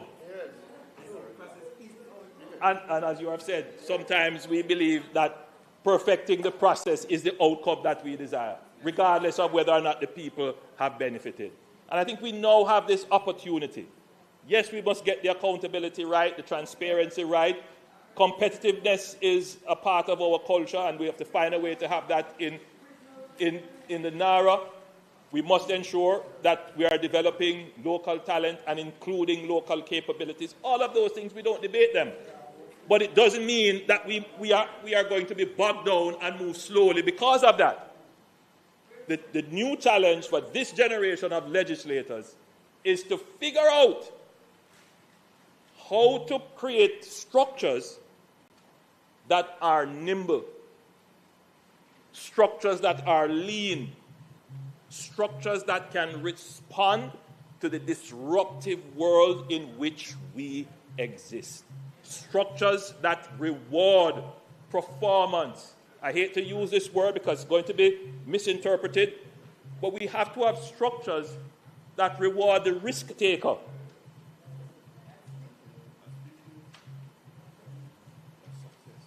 Because that is how you're going to get innovation and movement at speed and pace. It is the challenge that we face, and I'm certain that the capacity elected in this room and appointed in the Senate is capable of coming up with an institutional structure that balances all of these requirements, but at the same time making sure that we move faster than we were moving before. I've always said it is a national tragedy that we have the fastest man and the fastest woman in the world, and yet we have the slowest moving bureaucratic process. Somehow it has invaded our psyche and our culture that if it didn't take long, it wasn't well done. While the rest of the world is moving way past us, while we are celebrating how well we have perfected process, and we have no celebration for how we have lifted people out of poverty, how we have gotten our roads repaired, how we have brought in new industries. That must be the focus. So, Madam Speaker, Jamaica does not need a recovery model in which process supersedes tangible outcomes, in which files move elegantly while reconstruction stalls. The people of Jamaica are not waiting for a perfect institution. They are waiting for a functioning one. They are waiting for school children to have proper learning facilities, hospitals where families can be treated, roads that we can drive on without being shaken up and stirred, and homes in which we can live safely. NARA is how we will deliver those things faster, more transparently, and with greater accountability than Jamaica has ever managed before. Madam Speaker, this House does not have to speculate about what happens when political conflict and institutional paralysis delays post-disaster reconstruction. We have a case study. In March 2026, Minister Morgan led a delegation to Lima, Peru, specifically to learn from Peru's experience after the El Niño Costero flood of early 2017. Peru passed its reconstruction law in September 2017 and established the Authority for Reconstruction with Changes to lead delivery. But the program was almost immediately consumed by political crisis. The reconstruction framework was amended under political pressure, and projects were fragmented back across ministries and regional authorities. By April 2019, 18 months after reconstruction was supposed to have begun in earnest, only 27% of the approved reconstruction budget had been spent. The Comptroller General subsequently identified nearly 13,000 instances of mismanagement and 105 projects paralyzed across 11 regions.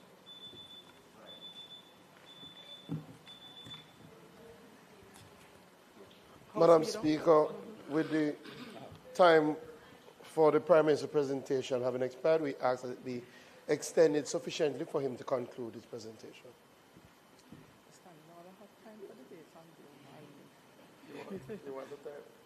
No, that is fine. House, the question is that we allow the Prime Minister to complete his debate on, to complete the opening of the debate on this very important NARA bill. Those in favor? Aye. Those against? The ayes have it.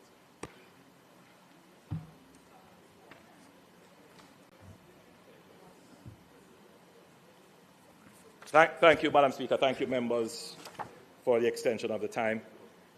So, the Comptroller General of Peru subsequently identified nearly 13,000 instances of mismanagement and 105 projects paralyzed across 11 regions. Peru eventually stopped relitigating its governance model and started building differently. In 2020, it reconstituted the ARC, that is the entity that they had created, as a focused executor, implemented a government-to-government delivery partnership with the United Kingdom. So they eventually abandoned what was set up as the equivalent of what we're setting up as NARA, and went to a government-to-government delivery partnership with the United Kingdom and reformed procurement completely. The results were immediate. Procurement timelines fell from 12 months to 3 to 4 months, and the number of competitive bidders per project rose from an average of 2 to 22 per project. So, Madam Speaker, the lesson from Peru is that delay costs lives, livelihoods, and national credibility. The Jamaican people cannot afford for us to repeat Peru's first phase. We can do much better, Madam Speaker. We can be focused, empowered, and we can make our system accountable from the start. Peru took 3 painful years to arrive at where they are now. We are beginning at where Peru eventually arrived, not where it started. And I draw this parallel, Madam Speaker, because what I'm seeing evolving could lead to us getting trapped in the analysis paralysis cycle, where we could end up not able to resist political advantage or political opportunity, and we end up debating this forever until the emergency of Melissa has passed in the minds of the people. It has happened before. So I urge this House to think on the objective, which is to have reconstruction happen quickly, but equitably, accountably, and transparently. I believe that the bill we have presented meets the criteria. We are open to consider improvements, and I invite all the members to bring their best minds to analyzing the bill. Madam Speaker, I want to very quickly go clause by clause, as I'm required to do, to explain or give a general overview of the bill. So Clause 1, short title and commencement. Clause 1 contains the short title of the Act as well as its operational provisions. It provides that the Act will come into force on a date appointed by the Minister. It also provides that the dissolution and transition provisions will come into operation on a date appointed by the Minister. Clause 2, the interpretation clause. Clause 2 provides for the definitions of terms used in the Act. Key expressions such as approving entity, designated strategic investment projects, and step-in order are defined. These terms will be more fully explained as we proceed through the bill. Part 2, which deals with administration. Clause 3, establishment of the authority. Clause 3 establishes the National Reconstruction and Resilience Authority, NARA, or the authority, as a body corporate. Clause 4 establishes NARA's functions under the Act. Its primary functions are the preparation, implementation, and oversight of approved reconstruction and resilience projects, plans, programs, activities, and works. In addition, NARA will, among other things, establish performance indicators and reporting standards, which are critical to the success of this entity as an accountable entity, establish tracking, monitoring, and reporting systems, procure goods, works, and services, issue directives and operational guidelines, cause projects, programs, and plans to include standards for climate and disaster resilience, establish project management and risk management systems. Clause 4 also sets out the powers of NARA. Subparagraph 2 lists powers in relation to carrying out the operational works, and subparagraph 3 clarifies that NARA enter into transactions and take actions to preserve sites of architectural and historic interests. Subparagraph 4 acknowledges that NARA will utilize the existing resources of the government in carrying out its functions as appropriate. Clause 5, appointment of Chief Executive Officer and other employees. Clause 5 provides for the appointment of the CEO of NARA. This appointment is made by the Prime Minister by instrument in writing. The CEO will be responsible for the day-to-day management of NARA and act on its behalf. NARA will be able to employ such staff as may be necessary for carrying out the provision of the Act. Clause 5 includes provisions regarding the remuneration of staff, which must be in accordance with the rates prescribed by the minister responsible for the public service. Clause 6, delegation of functions. Clause 6 allows NARA and the CEO to delegate, with the approval of the minister, the performance of their functions as they consider necessary. Clause 7, power to appoint committees. Madam Speaker, the administration of this legislation will require good administration and sound technical advice to ensure disaster recovery and reconstruction is resilient and in accordance with established laws, standards, and guidelines.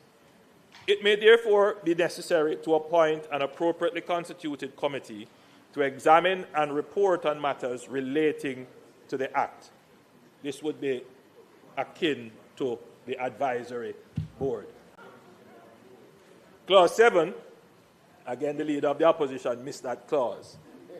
So let me reread it. Let me read. You read it. So you realize that there is a clause for the appointment of a committee, which could be the advisory, which is, yes. So your concerns are addressed. No, just separate. So Clause 7 of the Act allows the minister to appoint such committees as required for the members to be compensated for their services. Clause 8, funds of the authority. Clause 8 provides that the funds of the authority will be the funds placed at its disposal by Parliament, as well as other monies or property which may become payable to or vested in NARA. Clause 9, accounts and audits. Clause 9 mandates NARA to follow good accounting practices, which must be in accordance with generally accepted principles promulgated by the Institute of Chartered Accountants of Jamaica. These financial statements must be audited annually by a registered public accountant appointed by the NARA CEO with the approval of the Cabinet Secretary. The statement of accounts audited must form part of NARA's annual report under Clause 11. Clause 10, reports, returns, etc. Clause 10 requires NARA to furnish reports, returns, accounts, and other information to the minister with respect to its activities.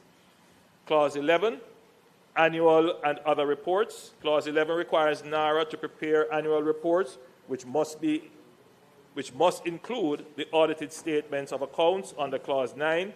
The annual report and audited financials must be submitted to the minister no later than 4 months after the end of the financial year.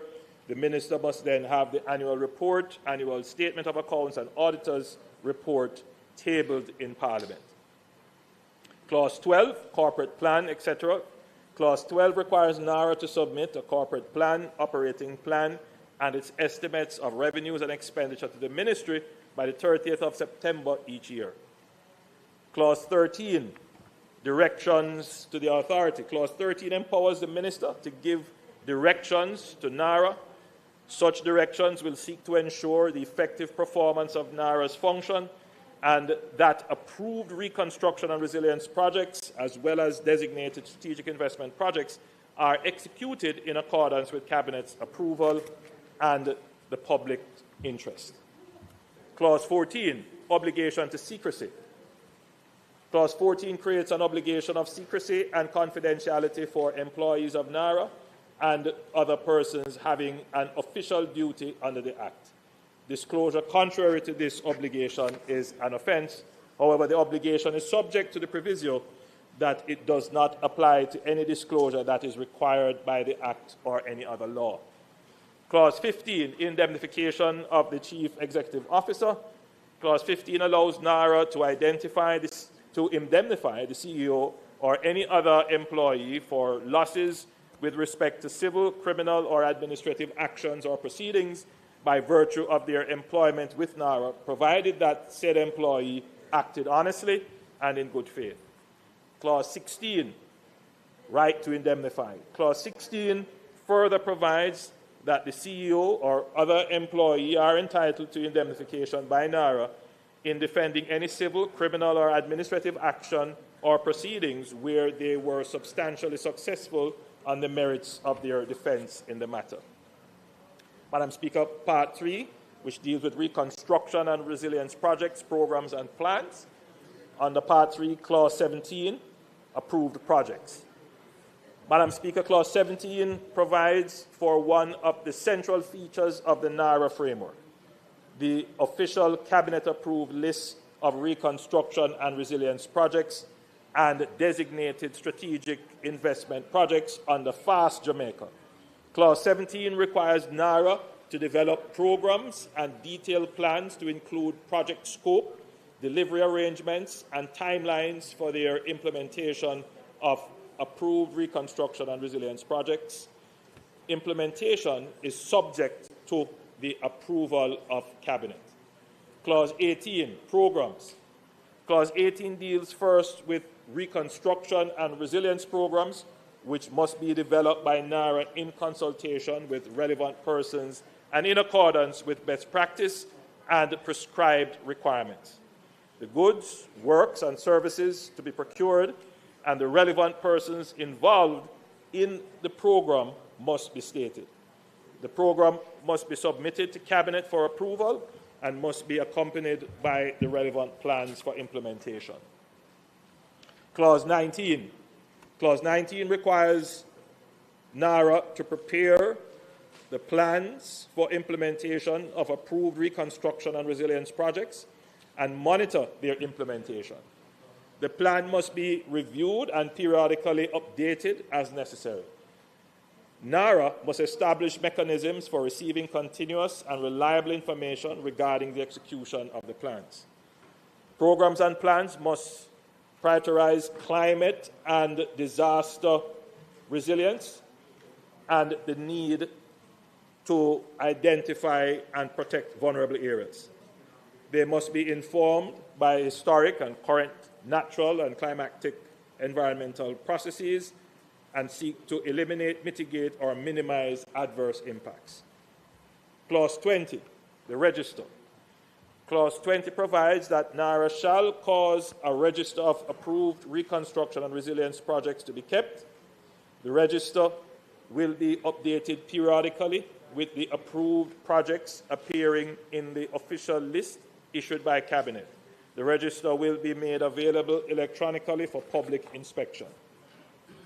Clause 21, expedition of approval processes.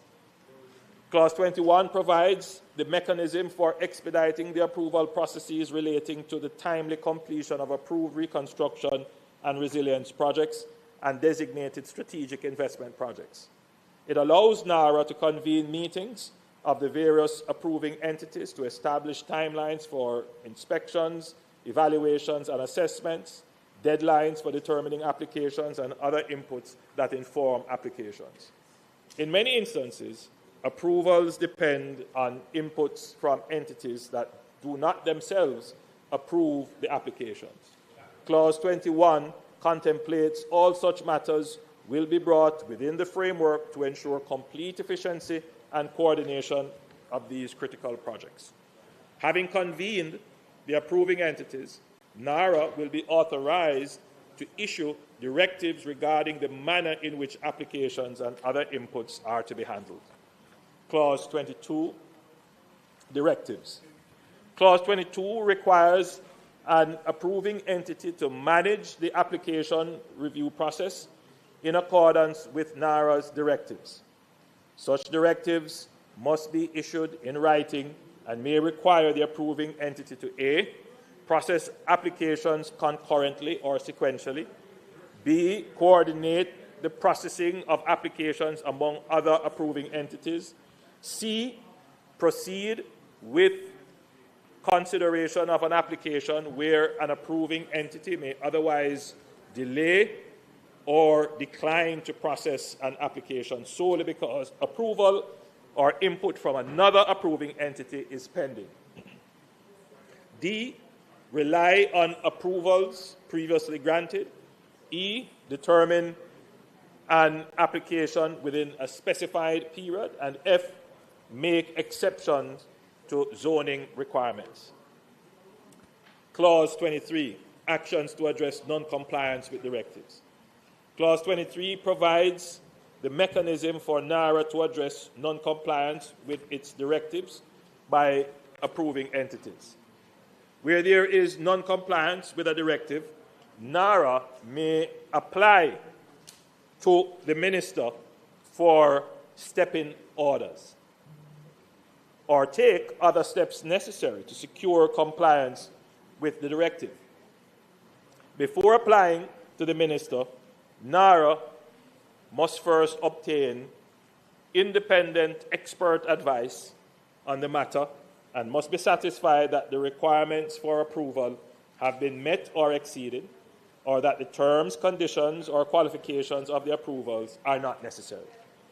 NARA must notify the relevant approving entity in writing that it intends to apply for a step-in order, providing reasons, providing the expert advice obtained, and stating the steps taken to address the concerns of the authority in relation to the application. Clause 24 deals with step-in orders.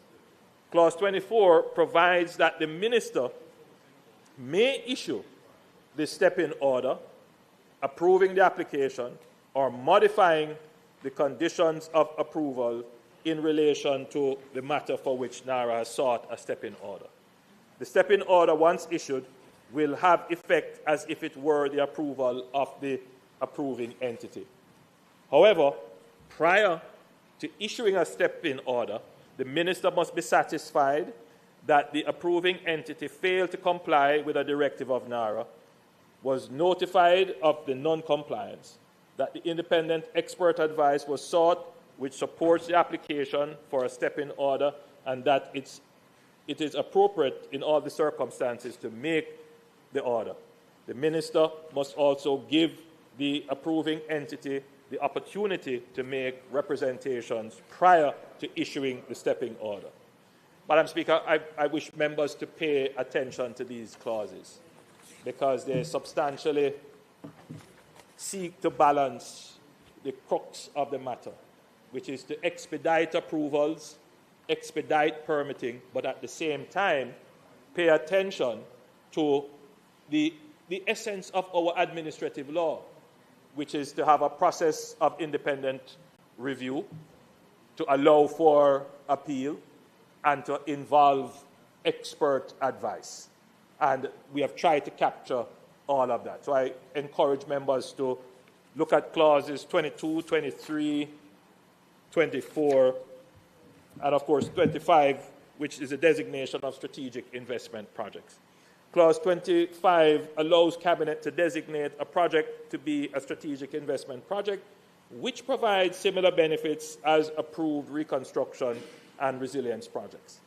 The privilege of this designation will depend on the Cabinet being satisfied that The proposed investment value or investment threshold is at least $15 million or equivalent. The project can be integrated with the approved reconstruction and resilience projects that are already approved, or contributes to the achievement of the purposes of the Act.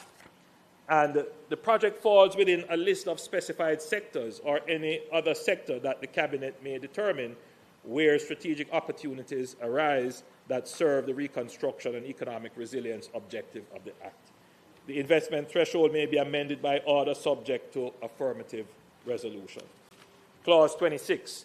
Clause 26, which deals with regulations, provides the usual power of the minister to make regulations to give effect to the provisions of the Act. This is to be done in consultation with NARA and subject to affirmative resolution. So the House is always involved. Clause 27, amendment of schedules. Clause 27 provides that the minister may amend the schedule. Part 4, dissolution and transitional arrangements. Clause 28 under Part 4 deals with the dissolution of the authority. Madam Speaker, it will be recalled that NARA is intended to be a temporary measure. So within the bill, we have put in a process for its dissolution. To give effect to this, Part 4 of the Act sets out how NARA will ultimately come to an end.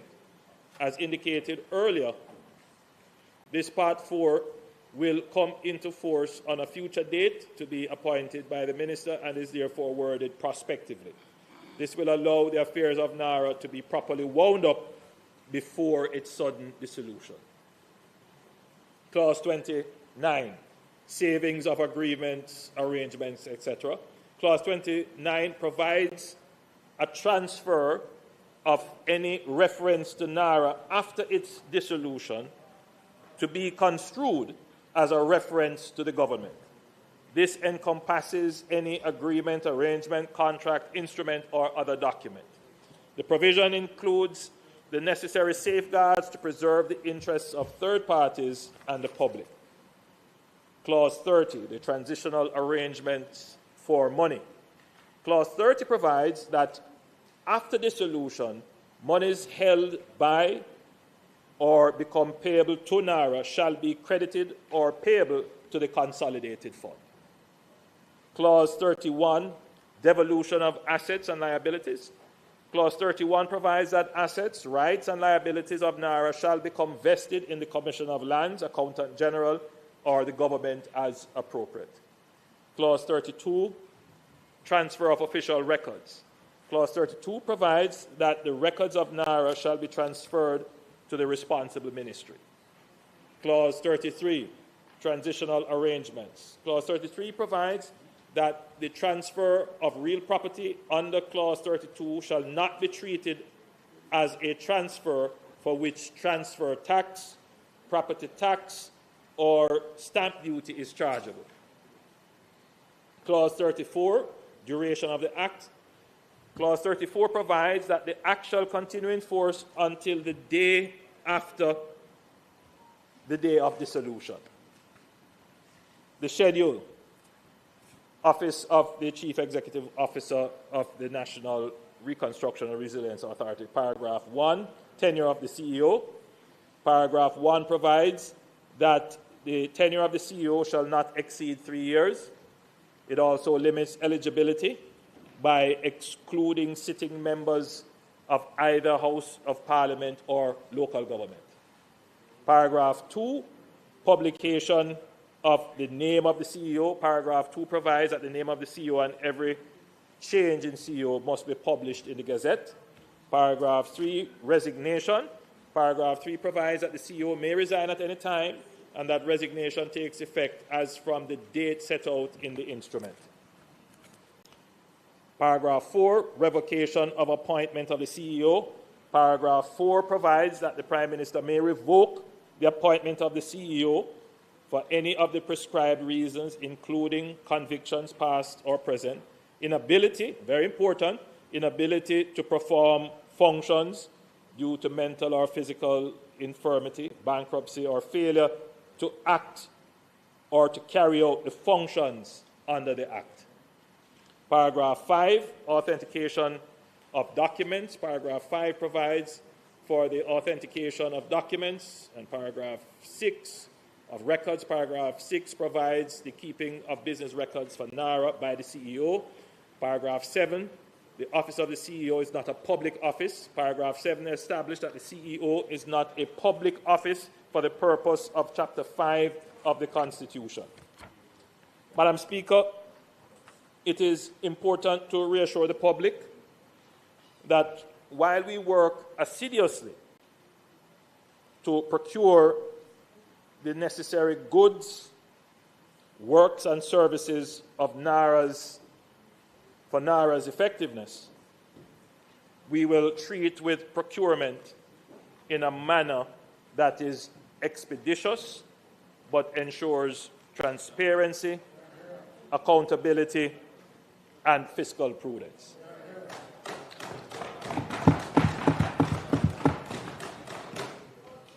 So in addressing the procurement issue, Madam Speaker, to this end, the NARA will be designated as an exempt body. I said this earlier, under Section 3 of the Public Procurement Act 2015, reflecting the extraordinary nature and urgency of the reconstruction mandate. While exemption from the Act provides NARA with the necessary operational flexibility to undertake procurement at the pace and scale required, the government recognizes that this flexibility must be accompanied by a purpose-built procurement architecture that ensures efficiency, value for money, transparency, and accountability. The procurement system will be designated to operate at speed without diluting governance, internal controls, or public trust. The authority will ensure that a comprehensive procurement policy and governance framework is designed, establishing principles, objectives, and rules governing all procurement activity, including ethical standards, conflict of interest provisions, oversight, reporting, and accountability. Madam Speaker, I believe I've given a comprehensive overview of the bill itself and the objectives that the government intends to achieve. Madam Speaker, Melissa created a crisis, but every crisis presents an opportunity.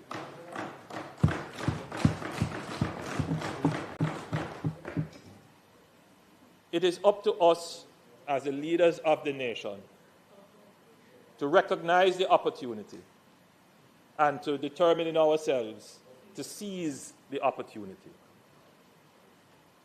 History and time gives every man, every community, every country, every nation a window of opportunity. Some people look at the window and say, what a beautiful vista, what a beautiful view. Some people actually close the window, and some people wait until the sun sets on the beauty provided by the window.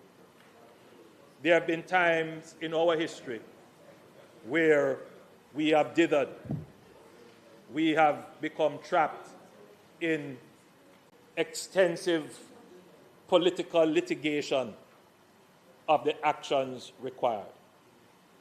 But there have been times in our history when we have come together in a time of crisis where we have accepted the challenge, embraced the opportunity, and we have acted as one people. And whenever we have done that, the country has benefited.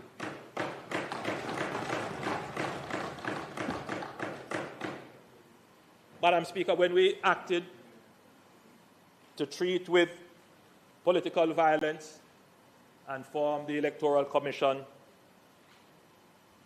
we acted as one.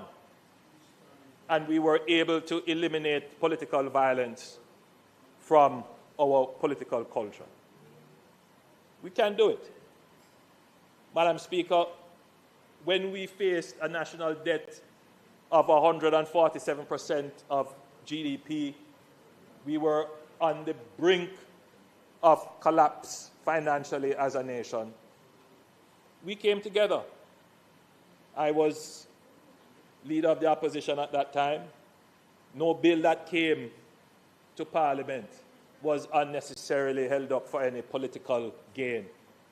I gave instructions to my members. We must be present. We must help to improve the bills, and we must get them passed. We played our part. The nation benefited. Today, we have cut the debt in half, and we are still, even with a disaster, still on course to keep our target of debt reduction. The country has benefited from epoch, all the stakeholders coming together to hold government to account for policy. It's the same framework that we intend to mobilize for the reconstruction after Hurricane Melissa. So I urge members to resist the temptation. Yes, criticize constructively, but resist the temptation to stall, to delay, to usurp. I believe if we look at the interests of the nation, we can rebuild Jamaica in the image that we all have in our minds. Jamaica, the prosperous, developing, the place of choice to live, work, raise families, do business, and retire in paradise. God bless Jamaica.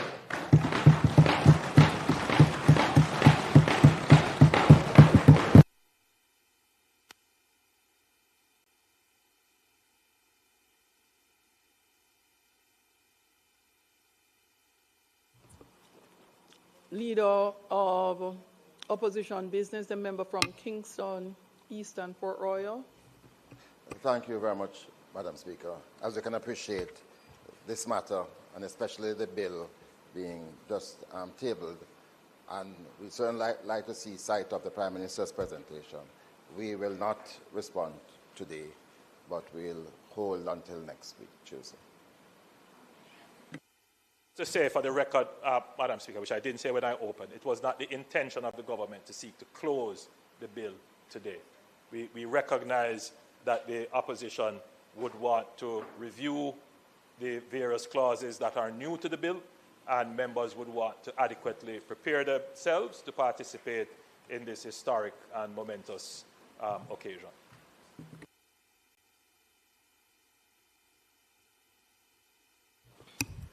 If there are no other members who would like to contribute today, House Leader, read the suspension of the debate. Is there anyone who wants to go? House Leader? Madam Speaker, I move for the suspension of the debate on the NARA bill until next week. Thank you, House Leader. Those in favour? Those against? The ayes have it.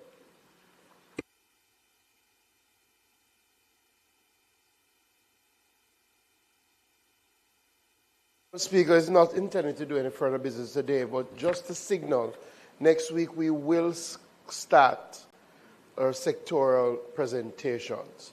We will be hearing from Dr. the Honorable Horace Chang, who will start on the government side, and I know we have scheduled the leader of opposition business, Philip Powell, who will speak, and Member Crawford on the... Oh, okay. But definitely Member Powell will speak next week. So I'm advising the country that we will get into our sectoral presentations starting next week. With that said, I ask that we adjourn for a date to be set.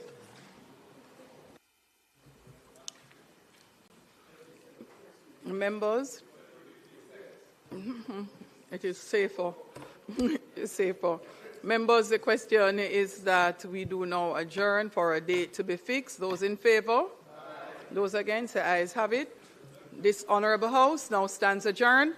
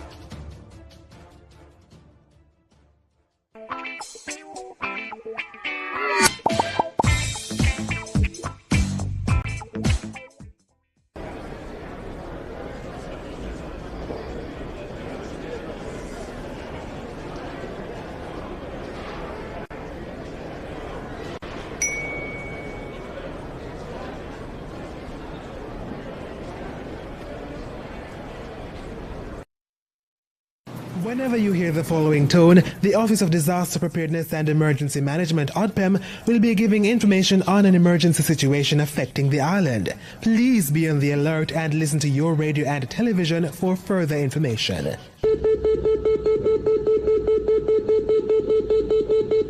This was a test of the emergency alert system, brought to you by ODPEM.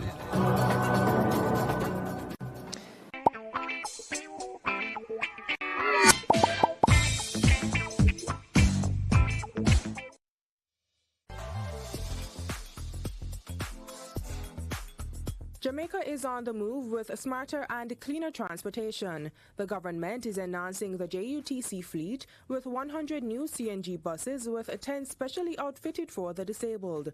Running on compressed natural gas, these buses reduce emissions while offering advanced safety features and Wi-Fi. Jamaica is driving in comfort towards a sustainable future.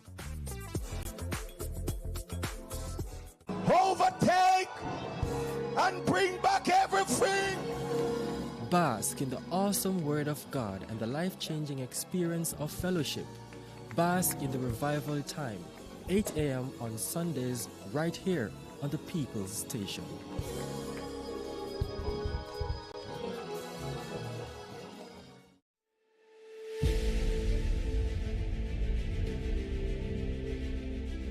Are you an entrepreneur producing an excellent Jamaican product or service? Did you know you can earn hard currency and more significant returns by exporting? Contact the Ministry of Industry, Investment and Commerce to help propel your business along the export lane.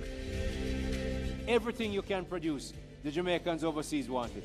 We're not going to get rich by just bringing down the debt. We're going to get rich by exporting a lot more. So grow exports, create job opportunities, drive economic growth through exports to make Jamaica a richer and much more prosperous country.